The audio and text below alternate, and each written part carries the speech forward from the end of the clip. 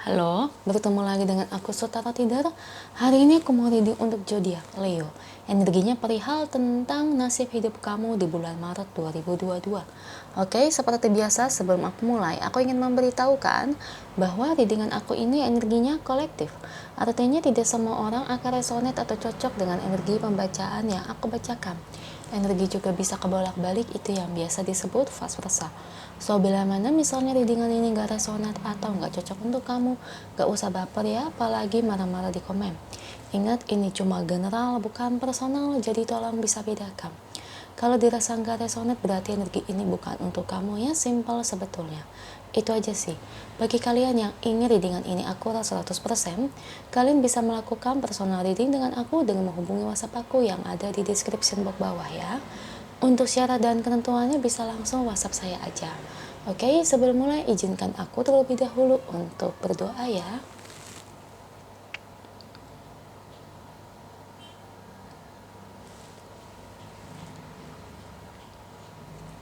Oke, Leo.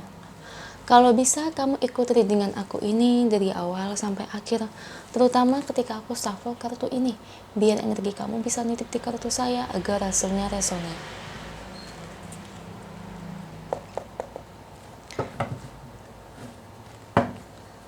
Leo, nasib hidupnya Leo bagaimana sih di bulan Maret 2022 ini?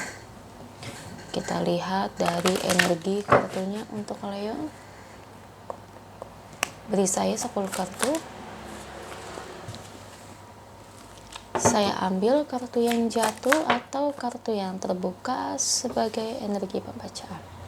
Oke, King of Cups, The Tower,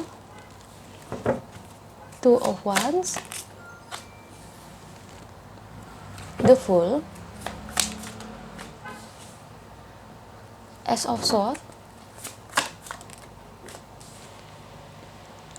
Ten of Swords, Six of Swords, Eight of Swords, dua lagi untuk Leo, Justice, dan terakhir ada The Star. Thank you untuk kartunya buat Leo. Ini bottom of the deck-nya Leo. Leo, nasib hidup kamu bagaimana sih di bulan Maret 2022 ini? Saya akui ya, di sini saya ngelihat kamu tuh memang orangnya tuh baik. Kamu itu memang tipe orang yang tidak segan-segan ya untuk menolong teman kamu sendiri. Bahkan ya, bukan hanya saudara gitu ya, kayak teman aja gitu. Kalau kamu udah deket, kamu itu bisa bantu.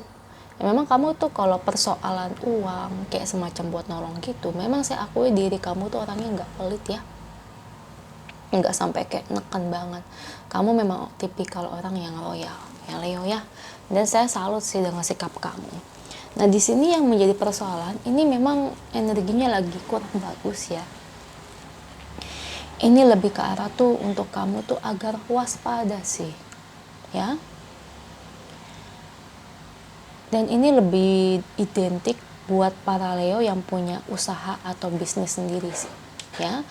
Contohnya 80% untuk Leo yang punya usaha atau bisnis, dan 20% mungkin bagi kalian yang bekerja. Nah, bagi Leo yang punya usaha atau bisnis, kenapa saya bilang waspada? Ini karyawan yang bekerja dengan kamu, tolong diperhatikan kembali ya, ditelaah. Karena aku ngelihat ada ketidakjujuran dari karyawan kamu. Entah dia ngambil uang dikit-dikit, kita nggak ada yang tahu, atau mungkin harganya sekian tapi dilebihkan, nggak dikasih setruk. Sekarang tuh banyak loh kayak gitu ya. Karena jujur ya, saya juga dalam keluarga itu kan semua pedagang ya. Jadi ya namanya orang pedagang atau punya usaha itu ibarat kata dengan hal-hal ini tuh bakal ngerti ya. Apalagi semacam ini tuh sering banget kayak karyawan itu berbohong ya, dan saya juga hafal.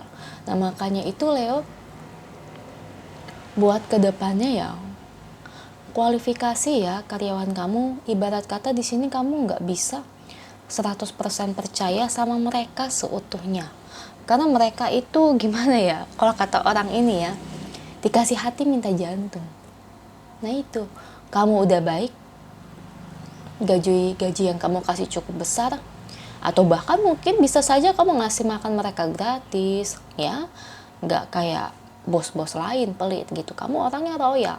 Nah tapi itu karyawan kamu tuh dikasih hati itu minta jantung. Makanya ini agar lebih waspada ya, karena aku melihatnya kebanyakan karyawan-karyawan kamu tuh nakal, tangannya panjang tangan, udah kayak gitu tuh tidak jujur ya. Udah gitu kayak maaf gitu, secara nggak langsung bisa aku bilang itu kadang-kadang kerjaannya suka males-malesan. Pernah lihat gak restoran yang karyawannya itu bukannya ketika ada customer yang datang didatengin, tapi malah sibuk di belakang ngobrol. Pernah kan? Kalian ngerasain kan? Bukan hanya kalian, saya pun juga pernah kayak gitu ya. Sering banget kan? Jangankan toko restoran makanan, kadang toko butik baju aja ada yang kayak begitu. Nah itu dia, makanya kadang-kadang tuh gak semua karyawan itu rajin. Kalau di depan bos doang, seolah-olah di depan bos itu rajin, sibuk, kayak semacam di depan kamu nih sibuk, rajin. Tapi selebihnya kalau sudah di belakang kamu, aduh, kurang baik saya lihat. Ya, mungkin aku lebih nangkapnya gini ya. Well, kamu bisa pasang CCTV, ya, diem-diem, atau mungkin kamu suruh orang kepercayaan kamu ya, yang benar-benar kamu percaya ya, untuk melihat pekerjaan mereka itu seperti apa, asal diiringi bahwa orang yang kamu percaya dan kamu itu tidak, ibarat kata, nggak kenal deket. Jadi karyawan kamu yang lain pun tidak akan tahu akan hal itu ya. Kalau sampai kamu kenal deket, mereka tahu karyawan kamu, ya karyawan kamu juga pinter actingnya. Nah itu ya, jadi agak lebih waspada sih itu. Ini nyangkut di rezeki kamu ya. Mau seramai apapun toko, kalau udah ada karyawan nakal itu duit pasti habis. Kenapa saya bisa bilang begini? Karena saya pengalaman ya, karyawan saya yang kayak gitu. Toko rame, barang habis, duit nggak ada. Ya itu, ternyata diambilin. Nah tuh, harusnya dapatnya, maaf nih, contohnya 2 juta, diambil 1 juta. Gila nggak tuh? Barang nggak ada. Nah itu Leo. Atau mungkin bukan hanya bisnis restoran, bisnis baju, ibarat kata modalnya cepet, terus sama dia dijual 80, tapi nggak ditulis di buku catatan dan uangnya juga nggak dikasih ke kamu. Nah itu bisa jadi. Nah perihal seperti itu, makanya aku bilang kayak gini agar kamu waspada ya. Karena sebanyak apapun uang yang kamu miliki guys, kalau udah ketemu orang yang nggak jujur itu pasti habis ya, pasti. Ya, pernah dengar kan toko-toko bangkrut itu karena karyawannya? Pernah dengar kan toko kemalingan itu karena karyawannya sendiri kerjasama sama orang lain untuk ngebobol toko majikannya? Nah itu ya, saya bukan ngejelek-jelekin sih, memang ini lebih identik buat Leo tuh yang punya bisnis ya. Kalau bekerja saya lihatnya kayaknya mungkin kurang masuk ya, bisa saja dari rekan kerja yang ngerjain kamu, gitu aja sih. Nah, di sini ada dietary change-nya. Itu bukan berarti kamu diet, tapi ini lebih ke arah penggambaran di mana kalau seperti ini terus, ya, itu kan rezeki kamu kan otomatis jadi menurun kan. Jadi menurun, lama-lama juga barang habis atau mungkin modal nggak kebalik. Dan pada akhirnya akan gimana? Dan pada akhirnya yang terjadi pada diri kamu jadi stres. Ya pasti dong stres, jangankan kamu, saya juga dulu stres ya, stres. Jadi kemana gitu, berpikir ini itu udah dihitungin barangnya tuh, pasti jadi stres. Nah makanya saya kasih tahu aja. Nah nanti yang keserang apa? Mental kamu. Nah nanti pada akhirnya akan gimana? Nah itu berpengaruh pada fisik kamu, jadi kayak kurang nafsu makan lah ya. Karena apa? Kepikiran, jadi sakit ini itu. Nah itu akan mempengaruhi kesehatan tubuh kamu Leo ya. Jadi buat kedepannya ini ambil pelajaran nih, jangan kayak saya ya, ibarat kata sesetres gimana pun nanti kalau amit-amit ini sudah terjadi, kamu harus jaga kesehatan kamu ya. Belajar dari pengalaman saya, jangan sampai kayak gitu. Itu aja sih untuk kamu, semoga resonate. Kalau resonate jangan lupa ya komen di bawah, lalu bantu like, share, dan subscribe channel aku. Bye.